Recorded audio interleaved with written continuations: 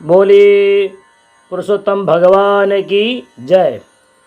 अष्टमो अध्याय प्रारंभ। श्री गणाधिपते नमः।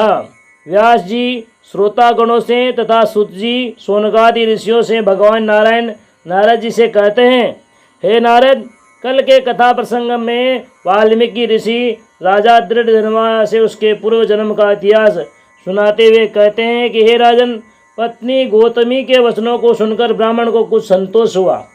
दुख का परित्याग करके मन में धैर्य धारण करके वह ब्राह्मण सुदेव अपने नित्य नैमित्तिक परिचर्या में लग गया। जो होने वाला है वह निश्चित ही होगा, उसको कोई टाल नहीं सकता। उसको गरुड़ जी के वाक्य याद आ गए कि आपत्ति व्याधि दुख आने पर भगवान की सेवा मनन चिंतन कभी मत छोड़ना। भगवान के द्वारा ही समस्त दुख नष्ट होकर सुख की प्राप्ति होती है। इस परम वाक्य को मन में धारण करके भगवान की आराधना करते हुए अपनी दिनचर्या में संलग्न रहने लगा। इस प्रकार कुछ समय और बीत गया। जब उस बालक की उम्र में 12 वर्ष में प्रवेश किया, ऐसे ही एक समय की बात है। ग्रीष्म ऋतु का समय था। आश्रम के आसपास फूलों के वृक्ष सूख जाने से पूजन के लिए समिधा कुशा और फूल लाने वह ब्राह्मण वन में गया हुआ था और पत्नी गृह कार्य में व्यस्त थी। बालक सुखदेव बराबरी के लड़कों के साथ जल क्रीड़ा करने में बावली पर गया। जल में प्रवेश करने पर बालकों को ग्रीष्म ऋतु के कारण बहुत आनंद आने लगा। वे एक दूसरे पर पानी उछालते हुए एक दूसरे का हाथ पकड़कर इधर से उधर खींचते, कोई पानी में डुबकी लगाकर किसी का पैर पकड़कर पानी के भीतर खींचते। इस तरह अनेक प्रकार की जल क्रीड़ा करने लगे। इस तरह पानी का खेल खेलते हुए काफ़ी समय बीत गया। थकावट आने लगी, परंतु बाहर भयानक गर्मी होने से पानी से बाहर निकलने की इच्छा भी नहीं होती थी। इस प्रकार थकावट में शरीर शिथिल होने पर भी बालक सुखदेव ने श्वास रोककर पानी में घुसकर अपने मित्र का पैर पकड़कर गहरे पानी में खींचकर ले गया। नीचे पानी के तल पर पहुंचते ही रोका हुआ श्वास छूट गया और पानी उसके पेट में भर जाने से प्राण निकल गया। मित्र वर्ग सुखदेव को ऊपर न आया देखकर भयभीत हो गए और बावली से बाहर निकलकर चिल्लाते भागते हुए माता गौतमी के पास गए।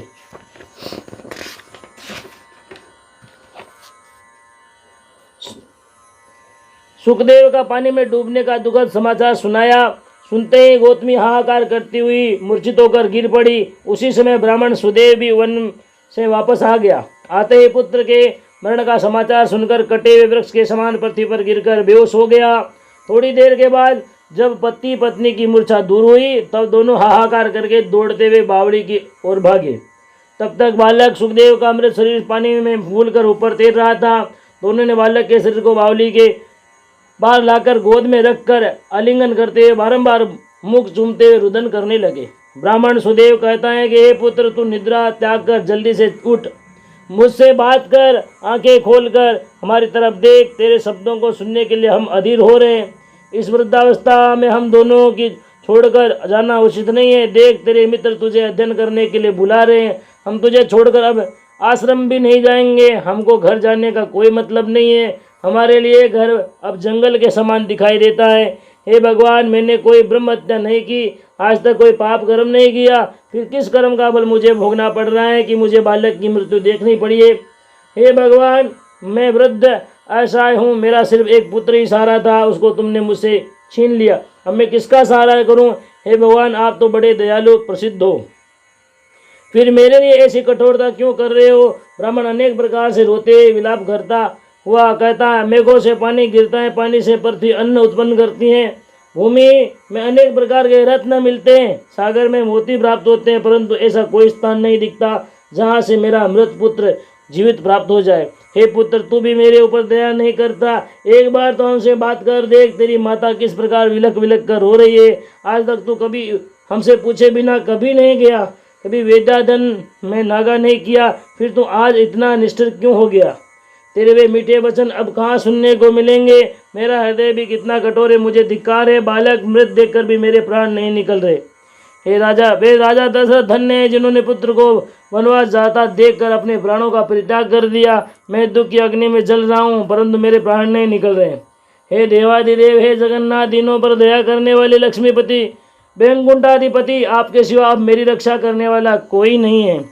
तीनों लोक में मेरे समान मूर्ख और दुर्भागी कोई नहीं होगा। जो मैंने भगवान के वचनों को न मानकर पुत्र के लिए जिद की, अगर मैं उनका कहना मान लेता तो मुझे यह दिन क्यों देखना पड़ता। यह दुखित हो और रोते हुए पति पत्नी पुत्र के मृत शरीर को गोद में लेकर वहीं बैठ गए। उन्होंने निश्चित कर लिया कि अब हम जीवित रहकर क्या करेंगे, यहीं बैठे बैठे अपने प्राणों का परित्याग कर देंगे। अकस्मात आकाश में बादल घिर गए, गर्जना होने लगी, बिजली कड़कने लगी, भयंकर बरसात होने लगी, आंधी चलने से बड़े बड़े वृक्ष उखड़कर गिर गए। ऐसा भयंकर प्रकृति का उन्माद होने पर भी ब्राह्मण पति पत्नी दुखित रोते हुए अन्न जल का परित्याग कर बैठे हुए कभी अपने भाग्य को कोसते, कभी पुत्र का आलिंगन करते, कभी देवादिदेव भगवान से अपने दुख का वर्णन करते हुए दया की भीख ज्ञान मांगते हुए उनको 40 दिन का समय बीत गया। कब सूर्य उदय हुआ कब अस्त हुआ इसका भी उनको ज्ञान नहीं था। भाग्यवश वह समय पुरुषोत्तम का संपूर्ण मास था, जो ब्राह्मण ने दुखमय पुत्र शोक के अन्न जल का परित्याग कर व्यतीत किया था। परम प्रिय भगवान पुरुषोत्तम का अत्यंत अनंत पुण्य दाता मास में अज्ञान अवस्था में ब्राह्मण के द्वारा जो कठिन तपस्या घटित हुई, उसके द्वारा भगवान पुरुषोत्तम प्रसन्न होकर ब्राह्मण के समक्ष प्रकट हुए। उस समय भगवान का स्वरूप नवीन मेघ के समान पीताम्बर धारण किए हुए, 2 भुजा वाले मुरली धारण किए हुए, गले में बनवाला शोभित हो रही है, ऐसी सुंदर आकृति और स्वरूप में प्रकट हुए। भगवान के सुंदर स्वरूप को देखकर ब्राह्मण गोद से बालक का मृत शरीर जमीन पर रखकर प्रसन्न मुख बारंबार दंडवत करता हुआ हाथ जोड़कर खड़ा हुआ। दया के सागर मोक्ष के दाता भगवान पुरुषोत्तम उसे कहते हैं, हे ब्राह्मण तू धन्य बड़ा भाग्यशाली है, तूने जो इस पुरुषोत्तम मास में कठिन तपस्या की है उससे मैं अब प्रसन्न हूँ। हे ब्राह्मण तेरा यह मृत पुत्र जीवित होकर इसकी आयु 12,000 वर्ष की होगी। पुत्र सुख के अलावा और भी बहुत सांसारिक सुख तुझे प्राप्त होंगे।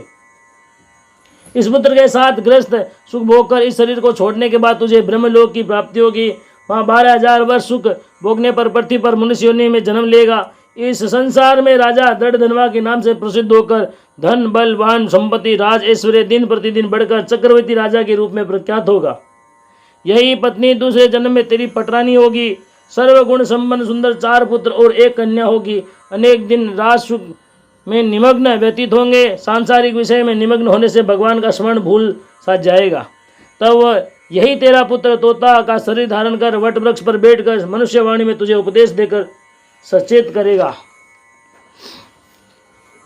इसके वाक्यों को सुनकर तुझे वैराग्य उत्पन्न होकर चिंताग्रस्त रहेगा। तब वाल्मीकि ऋषि के द्वारा यथार्थ ज्ञान प्राप्त करके तू भगवान की सेवा में लिप्त होगा तथा समयावधि के अनुसार मोक्ष को प्राप्त करेगा। इस प्रकार का वरदान देते ब्राह्मण का मृत पुत्र जीवित होकर माता पिता तथा भगवान के चरणों को प्रणाम करके प्रसन्न मुख स्वस्थ हो गया। भगवान पुरुषोत्तम के द्वारा प्राप्त वरदान तथा जीवित पुत्र को देखकर ब्राह्मण पति पत्नी अत्यंत प्रसन्न होकर बारंबार भगवान के चरणों में प्रणाम करते हुए हाथ जोड़कर प्रार्थना करते हुए कहते हैं, हे महाप्रभु दीन दयालु कृपा कर मेरे मानसिक संदेह को दूर करने की कृपा करें। हे ऋषिकेश मैंने 4,000 वर्ष तक कठिन तपस्या की, जिससे भगवान विष्णु प्रसन्न होकर वरदान देने के लिए प्रकट हुए। मैंने पुत्र प्राप्ति का वरदान मांगा तो उन्होंने कहा, तेरे प्रारब्ध में 7 जन्म तक पुत्र का सुख नहीं है। सो हे महाप्रभु आज मैं देख रहा हूँ मेरा पुत्र जीवित हो गया और आपने ब्रह्मलोक का सुख दूसरे जन्म में मुझे अखंड चक्रवर्ती राज्य 4 पुत्र 1 कन्या संसार के सभी सुखों का वरदान बिना किसी तपस्या व आराधना के आपने मुझे क्यों दे दिया। यह सब देखकर मुझे बड़ा आश्चर्य हो रहा है। कृपा करके मेरे मानसिक संदेह को दूर कर दीजिए। इस प्रकार वह ब्राह्मण सुदेव भगवान पुरुषोत्तम से प्रार्थना करता हुआ हाथ जोड़कर खड़ा रहा। जय जय श्री अधिक महात्म्य सार ब्रह्म नारदीय पद्माधारी अष्टमो अध्याय समाप्त परिपूर्ण। शुभम भवतु। बोले पुरुषोत्तम भगवान की जय।